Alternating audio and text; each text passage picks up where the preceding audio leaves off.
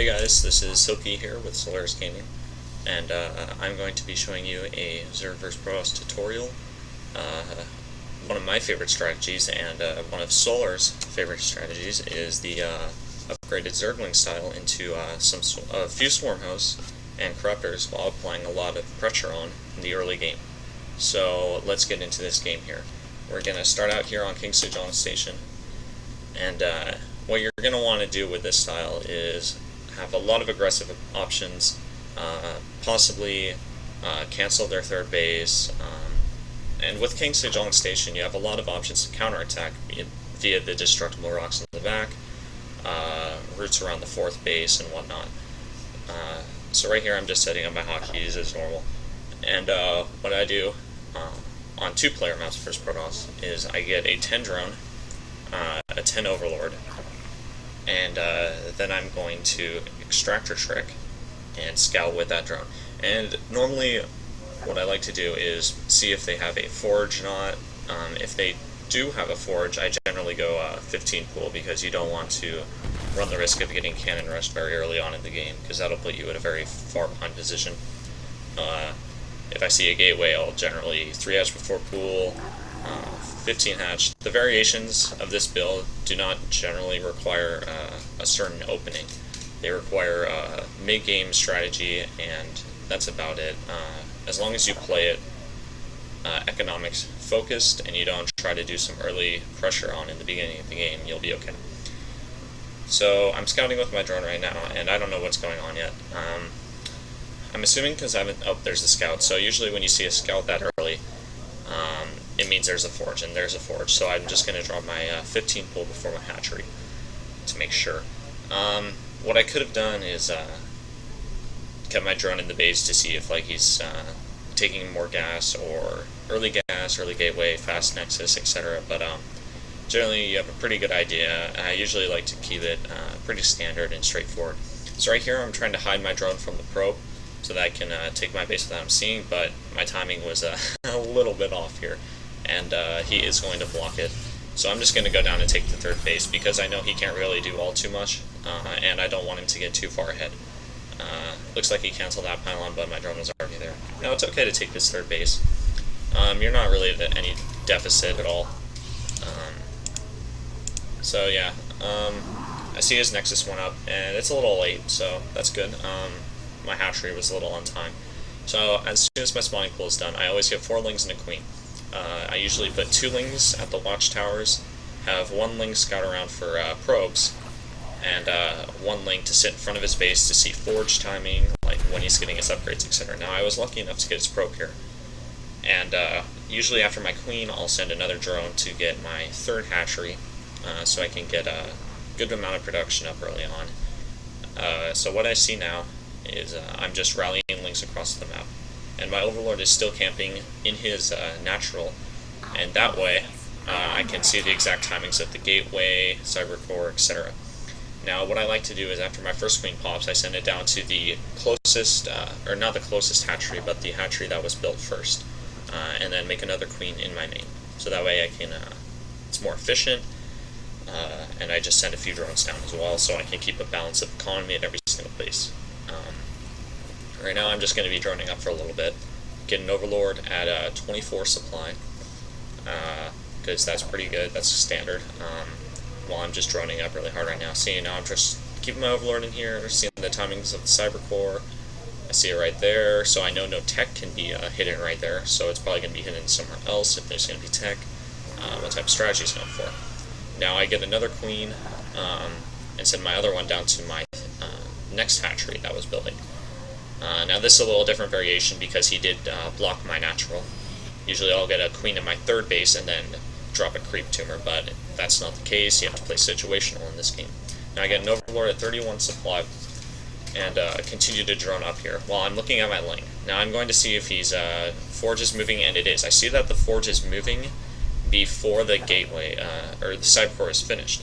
So I know that he's invested a lot of gas early on into upgrades. Now what this can either mean is he is going to do a gateway pressure attack, a quick 3rd base, it all depends on what I see as the game continues to progress throughout this 6-minute mark. I see a pylon, and I'm checking here to see if he's taking his 3rd and 4th gas while getting my own 1st and 2nd gas at 44 supply. Now I see that the probe is at the 3rd base, so I know it's going to be a 3rd base +1. And that's pretty common off one gate. It's a little risky, but if you can get away with it, you have a photon overcharge to help you out. And right now I see a zealot, the pylon, a sentry. I know it's not going to be any pressure anytime soon, so I can just drone it up while taking my gas right here. So I'm just scouting around trying to see what tech he's going to throw up, if he's going to throw up any, but generally you'll see a Twilight Council follow-up with this, and you'll see a Blink Stalker push. That's probably the most common right now in the meta. So right now I just know that I can drone up for a solid time while he's just getting situated. I don't think I'm going to try to apply any pressure. Now with the first 100 gas with this variation is you're going to get speed. You need Zergling speed early, and generally if you see a 3rd base that early, you want to take your 4th as you want to stay up in you want to stay even with the Protoss. Or 1 base ahead, sorry, my bad. And I'm also going to drop my 2 Evo chambers at around 100 gas, the next 100 gas, and fire up some Zerglings here. I'm going to try to apply some pressure while getting a lair with that gas and taking some more gas relatively quickly right here. So with these Lings, I can just scout around, I can apply some pressure. I'm not investing too much this late in the game. I still have a healthy drone count at 57 to 51 while getting more. And you want to fire up those Ling upgrades as soon as possible. Now when you fire up those Ling upgrades, you want to take your 5th and 6th gas as well, so that you can transition into the Swarm Host style, because you do need a lot of gas with that as well as minerals. So these Lings are kind of just scout around Lings, pressure Lings, see if I can do anything, maybe get an in-base run by, etc. Now what I like to do around here is start building like maybe 1 or 2 more queens, that way I can spread creep tumors out and get healthy creep spread growth, because it's very helpful with locusts, with Zerglings, etc. It's just helpful all around. And now I see that Zergling speed is done, and right here I try to take down in the bottom left the destructible rocks. Now as soon as layer is done, you throw down the infestation pit. Now I see him moving out with some sentries, and I know that's a little early, but just to be safe I fire up some extra Zerglings right here, just to make sure that I am safe for any early type of pressure. But generally you don't see the timing this quickly, so I know I should be okay.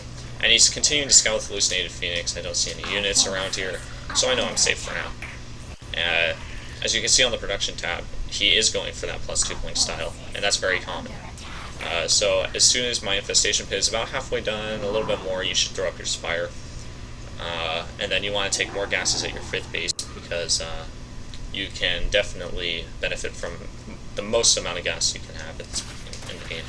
So I fire up 4 Swarm Hosts during Locust upgrade, and you generally, with this type of build, you get like 7 Locusts, or Swarm Hosts, my bad. And that way you can put some pressure on to stop Blink All-Ins, but you can also transition if you want into Mutas or Corruptors. Now with this game it's a little interesting because he does go into a Void Ray tech, so I know he has a bunch of Stargates up, so Mutas is not a good idea.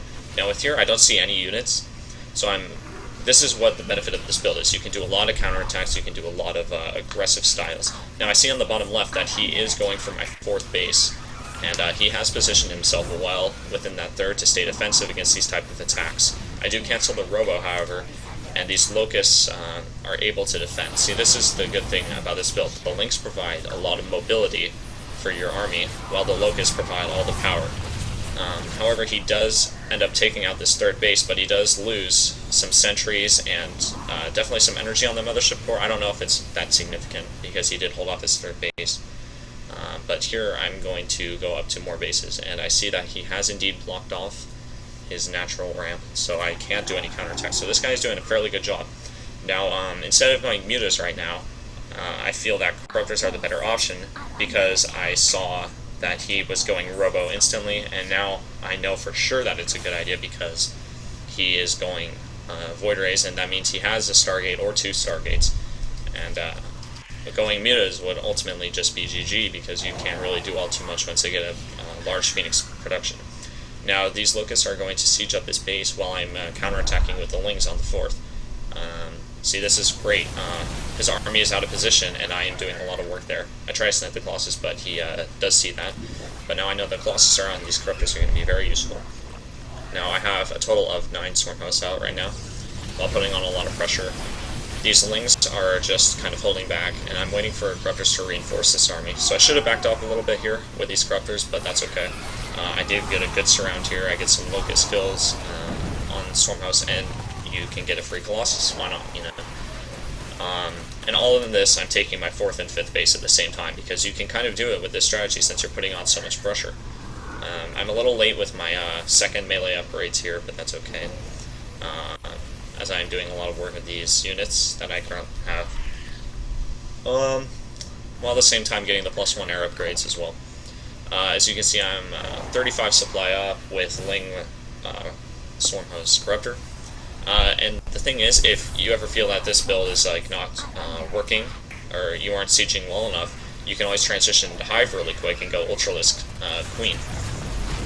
Because that's a very good transition against what they're going to do, because generally, if they see this Locust type, they're going to go Heavy Colossus, Void Ray, etc. They're not going to focus too much on Immortals or Archons. You can transition quite often throughout this build. You can go into Ultralisk, you can go into Roach-Hider Viper, and get attack upgrades. But the thing is, since you're already getting the melee upgrades, you're going to be very ahead when it comes to Ultralisks. Now, I'm doing a lot of counterattacks, he's trying to do a lot of counterattacks, but the mobility with the Lings that you get from this build generally can shut down a lot of that. War Prisms are definitely a good option to do against this build, but I mean, really, with the amount of Lings you have and their solid upgrades to match the Protoss or even get ahead of the Protoss is very good. I probably should have... yep, there's the Hive. I was going to say get Hive a little earlier, so that I can start transitioning in case he does start to overwhelm my unit count. But as you can see, I'm just trying to add on more Corruptors because all I can figure is he's going more Colossus, more Void Ray. And Void Rays, as long as they aren't in the highest count, you can do a lot of damage. And you can see here that I'm doing a Ling run by while at the same time trying to pick off a few Colossus while his army is out of position. Because he has to deal with this all somehow, right? Now, Lings are very expendable, too. They're cheap units. You can do a lot with them, and if they're upgraded like this, and the mobility that this gives you, along with the power of Corruptor Swarm Host, you can definitely do a lot here. Now, I see that he did take down my 4th base, but with the value of this build is that you can expand quite rapidly and take a 5th base, so I know I am totally safe, and he is still on 3 base. And the power of these Corruptors is just going to work. These Locusts are doing a lot, and the fact of the matter is he's just too far behind right now to do anything. And ultimately he will call GG. So some things to learn from this is that, number one, the mobility that the Lings give you in the early game is very important. You want to do as many counterattacks as possible while teching up and getting your Locusts out and your Corruptors. Or you can go Mutas. You can go 6 Swarm Host into Muta if you feel that he does not have adequate amount of Phoenix or whatnot. And yeah, that's pretty much it. I hope that you guys enjoyed this tutorial, and I hope that you try this out in your games. Thank you so much for watching, and please follow me or Solaris Gaming, or both. Why not? You know, that'd be great. Thank you.